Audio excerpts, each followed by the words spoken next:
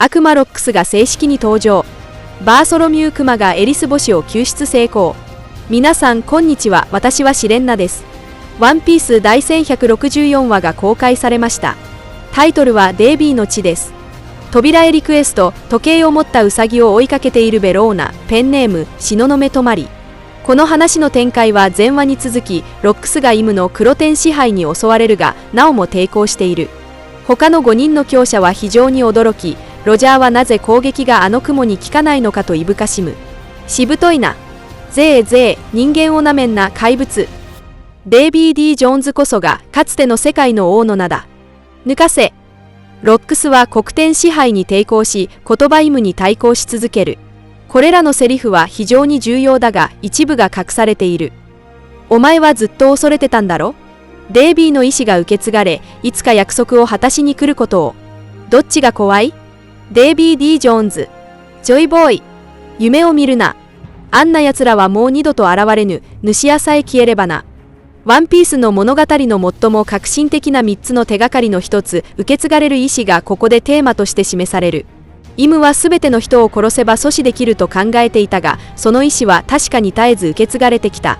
イムがハラルドに手を出すと脅すと、ロックスは突然激高し、イムに対してハラルドに手を出すなと罵る。巨人族か？バカ野郎。ハラルドには手出すな。あいつら平和を望んでんだ。だがイムは表示する。そうとも。かつてないチャンス。核も操りやすい王は二度と現れまい。イムが力を込める。ロックスは悲鳴を上げながら徐々に悪魔化し、上から落ちてくる。ロックスはもはやリンリンの呼びかけに応じることができず、頭の中で自身の意識が消えていき、最後には完全に悪魔と化した。イムは彼にデイビー一族を自らの手で滅ぼし、ゴッドバレーに関わるすべてのものを殺すよう命じる。ロックスは立ち上がり、黒い両翼を生やし、体も大きくなり、意識はすでに支配されていた。どけ、お前ら。歴史から消すべき地がある。ロックスは突然飛び上がり、両手で剣を構えカイドウの竜の口に突き刺す。カイドウが驚いている間に、カイドウは不意をつかれ、ロックスの左の拳で地面に強く叩きつけられ、竜全体が大地に激突し、カイドウは舌を出すほど打ちのめされた。リンリンはロックスが仲間に手を出すのを見て、怒って突進してくるが、同様に一撃で吹き飛ばされる。次はニューゲートだ。ロックスは直接攻撃を仕掛け、ニューゲートは肘でグラグラの実の力を発動させ、2つの怪力が激しく衝突し、ゴッドバレーの三方の1つを崩壊させた。これは古代兵器に匹敵する威力だ。場面は各勢力に切り替わり、みんなが緊急避難している。この一撃の後、ニューゲートの状況は描かれていない。場面は海岸の海軍艦隊へ。天竜人が慌てふためき、這うように逃げている。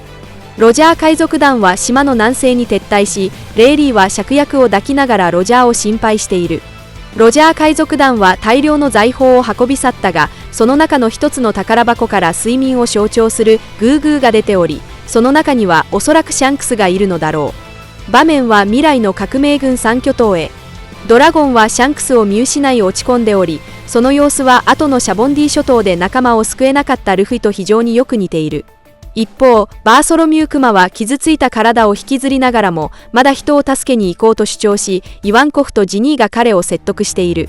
しかし、バーソロミュー・クマ浜田救える命があるかもしれないと感じ、そこで走り去るエリス星を目撃する。場面はロックス海賊団へ移り、ジョンとガンズイは内戦で重傷を負い、シキが勝ち組となって宝を持ち去った。悪魔ロックスがエリス星に追いつき、エリスは彼のその姿を見て非常に悲しんでいる。ここのセリフも意味深長だ。ジーベック。その姿負けたのね。ごめんね。助けるためにあいつに会うの、まだ早かったよね、ティーチ。海へ飛ぼう。泳ぐしかない。デイビーの血は絶やさせない。生きるよ。何が何でも。海岸に脱走者あり。ロックスが海岸まで追撃し、同時に軍艦から一斉に砲弾が放たれ、エリス星は絶体絶命の窮地に陥る。危機一髪のところでバーソロミュー・クマが現れ、まず2人を引き飛ばし、最後の瞬間に自分自身も引き飛ばした。ロックスの一剣は空を切り、軍艦を2つに切り裂き、海岸も爆発で破壊され、現場は混乱を極めた。イムはこの光景を遠くから見ており、ロックスが全てのデイビー一族を殲滅したと思い込み、ロックスに島の全ての生命の灯火を消すよう命じた。ガープのそばの海兵は彼に早く撤退するよう促し、ロジャーの仲間も船長の安否を気遣っているが、2人はすぐに去る気はなく、仲間に先に行くよう告げるだけだった。ロックスが島で海賊たちを狂ったように虐殺している。その時、ロジャーとガープは深呼吸し、一斉に叫んだ、出てこい、ロックス。これによりロックスの注意を引き、攻撃を自分たちに向けさせることに成功した。なんて姿になっちまったんだ。お前に仲間を狙われちゃかなわねえ。二人は肩を並べて悪魔に立ち向かい、その気迫は並外れている。突然、彼らの脳内にロックスの心の声が響いた。ロジャー、ガープ、頼む、俺を殺してくれ。ロックスは苦痛に涙を流す。この心の声の力は非常に特殊で、かつてルフィがワノ国で海に落ちた時に発した声のように重要な伏線となっている。この話の最後、ロックスはガープとロジャーに襲いかかり、最終決戦がここに幕を開ける。編集コメント、ゴッドバレー事件、佳境。誰も気づかなかったのだろうか。ガープは何度も死罪に値する罪を犯し、イムに直接手を下したことさえあった。しかし、なぜ彼は海軍に無事でいられるのか。イムもまた、ガープを処刑しようとは一度も考えたことがなかった。ワンピースの最新話で、6人の伝説的な戦力がイムを共同で包囲攻撃し、海軍のガープもその中に加わっていた。彼は覇気をまとった拳を直接神の顔に叩きつけ、後に蜂の巣を破壊したげんこつ衝突を使用した。世界を支配するイムを知らなかったといえば、まだ理解できるかもしれないが、イム傘下の五老星にはあったことがあるはずだ。当時、海軍もガープにその怪物がサターン星であることを注意したが、ガープの目には指導者への畏敬の念はなく、戦闘への渇望しかなかった。そのため、サターン星の顔にあるあの傷跡は、ゴッドバレーでガープの強烈な一撃によって残された可能性が高い。この出来事は五老星から見れば無本同然であったが、イムは事後にガープを追求しなかったばかりか、ロックスを打ち破った功績をすべて彼に帰した。それだけではない。日常的にガープは天龍人を公然と罵り、その息子と孫も天龍人に手を出したことがある。一人は世界政府に反抗する革命軍のリーダーとなり、もう一人はヨンスベロギになった。